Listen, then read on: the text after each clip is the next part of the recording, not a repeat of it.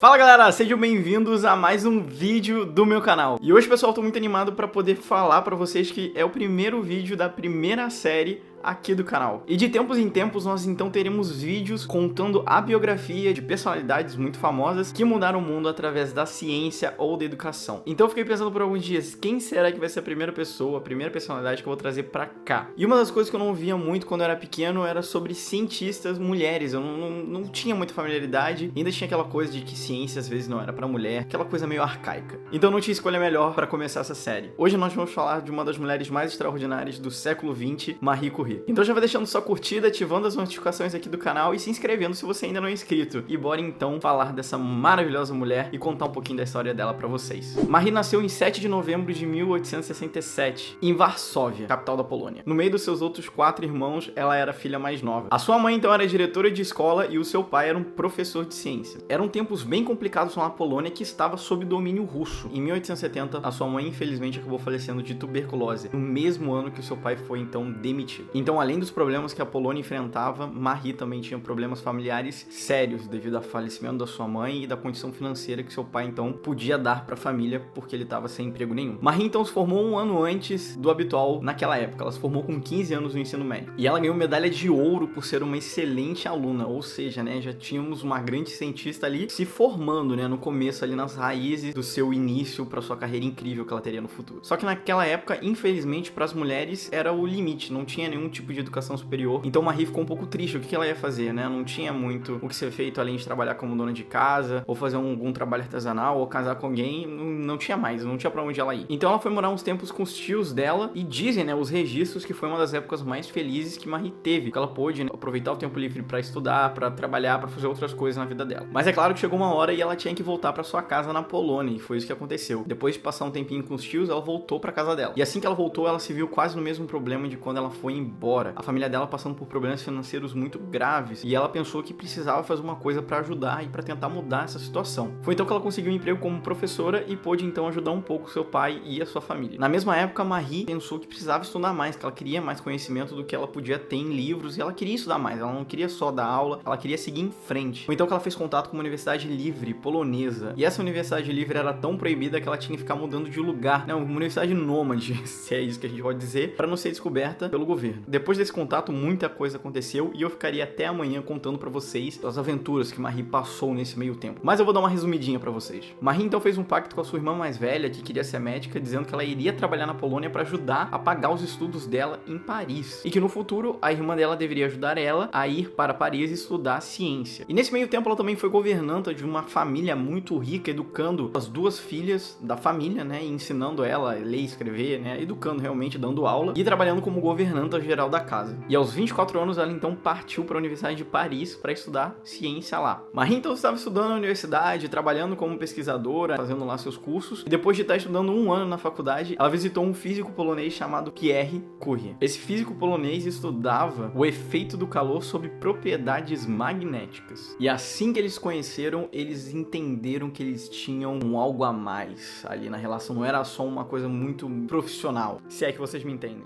Então logo eles se casaram e formaram um dos casais mais famosos que tem aí na história do mundo, os Curie. Em 1897, Marie dá à luz então a sua primeira filha, Irene. E vocês podem pensar, será que Marie descansou, né? Ela teve uma filha, deu um tempinho, que nada, meus amigos. Ao mesmo tempo que ela era uma ótima mãe, ela continuava a ser cientista e pesquisadora, e os dois respiravam ciência com o bebê ali no meio. Eles não paravam de pensar e de estudar. Com o avanço da ciência naquela época, muita coisa mudou. Em 1895, um físico experimental alemão realizou um experimento que gerou alguns raios misteriosos, que logo depois ele nomeou de raio-x. Assim que essa descoberta saiu aí, foi pra boca do povo, um químico francês, Henri Becquerel, começou então a fazer seus próprios experimentos com radiação. E o que ele descobriu foi que existia uma radiação inesperada, diferente dos raios-x. Além dessa radiação ser muito potente, ela tinha um fluxo constante. É claro que quando Marie ficou sabendo dessas duas grandes descobertas, ela não parava de falar isso em casa com o marido, e ela queria entender como é que tudo aquilo funcionava, e ela queria ver realmente na prática o que era aquilo que eles tinham descoberto. Vale lembrar que até esse ponto, Marie trabalhava também com magnetismo, assim como seu marido, e ela já tinha então acabado os seus estudos com magnetismo magnetismo e ela precisava de algo novo para ela poder fazer seu doutorado. E por achar esse assunto fascinante, Marie então começou a pesquisar essa nova forma de radiação e conseguiu um laboratório só para ela na universidade. Olha que legal. De acordo com as anotações de Marie, ela começou seus experimentos no dia 16 de novembro de 1897. Então ela começou a estudar vários compostos de urânio, de peste-blenda a alguns sais. E nessa mesma época, Marie criou o termo radioatividade. Marie percebeu que a peste-blenda era altamente radioativa e ela descobriu que o minério da peste-blenda dava uma leitura 4 vezes mais alta do que a quantidade que tinha ali realmente de urânio. E aí ela chegou à conclusão que talvez a peste-blenda teria algum outro tipo de elemento radioativo sem ser urânio. A partir desse momento, então, Marie e Pierre começaram a trabalhar para descobrir que elemento era esse. Então, em 1898, eles conseguiram isolar esse elemento e eles batizaram ele de polônio, um elemento que era 400 vezes mais radioativo que o urânio. Mas não era só isso, eles também detectaram uma outra substância radioativa diferente da primeira que eles tinham encontrado. Então, com a ajuda de um químico, eles conseguiram detectar esse segundo elemento radioativo, que foi então batizado de rádio. Marie então continuou trabalhando na sua tese de doutorado com seu marido, depois de ter descoberto esses dois elementos. Em 1903, ela recebeu o primeiro diploma avançado de pesquisa dado a uma mulher. Olha só que incrível. E nesse mesmo ano, Marie e Pierre ganharam o Prêmio Nobel de Física pelos seus estudos em radioatividade. Infelizmente, nenhum dos dois compareceu à cerimônia. Primeiro porque Marie já estava demonstrando um pouco dos sinais da doença causada pela radioatividade e porque Pierre tinha conseguido um emprego como professor. Mesmo com todos os problemas que ela estava tendo devido à radiação, Marie deu à luz então a sua segunda filha em 1905. Por volta de 1906, Marie e Pierre já demonstravam os sinais devido à radiação. Eles trabalhavam diretamente com a radiação sem nenhum tipo de proteção e eles estavam começando a ficar doentes. E no mesmo ano, Pierre veio a falecer, mas não por causa da radiação. Ele caiu sob as rodas de uma carroça que estava sendo puxada por cavalos que tinha mais ou menos 6 toneladas e teve então a sua cabeça esmagada e não teve chance de sobreviver. Marie ficou totalmente devastada, mas mesmo assim continuou trabalhando e pesquisando a radioatividade. Em 1911, Marie faz um outro feito inédito e incrível. Ela ganha o Prêmio Nobel de Química devido às descobertas do rádio e do polônio. Depois disso, Marie então ela assume como professora universitária e também conseguiu criar em 1914 a primeira máquina portátil de raio-x para ser utilizada em ambulância. Os anos se passaram e em 1982, com 65 anos de idade, Marie então trabalhava no Instituto do Rádio ao lado de sua filha mais velha, Irene, que também era cientista e pesquisadora. 2 anos depois, em 1934, Marie Curie, mãe extraordinária, cientista, morre devido a uma leucemia causada pela radiação. E assim acaba uma das histórias mais incríveis que a ciência já presenciou. Bom, pessoal, espero que vocês tenham gostado do vídeo, dessa nova série que vai ter agora no canal, de tempos em tempos fazendo a biografia. Deixe aqui nos comentários qual é o próximo cientista, sugestões para ter a sua biografia contada aqui no canal. E não deixe de curtir o vídeo, compartilhar nas redes sociais, ativar as notificações aqui do canal e deixar o seu comentário, que é sempre muito importante. Bom, pessoal, vou ficando por aqui. Até a semana que vem. Valeu,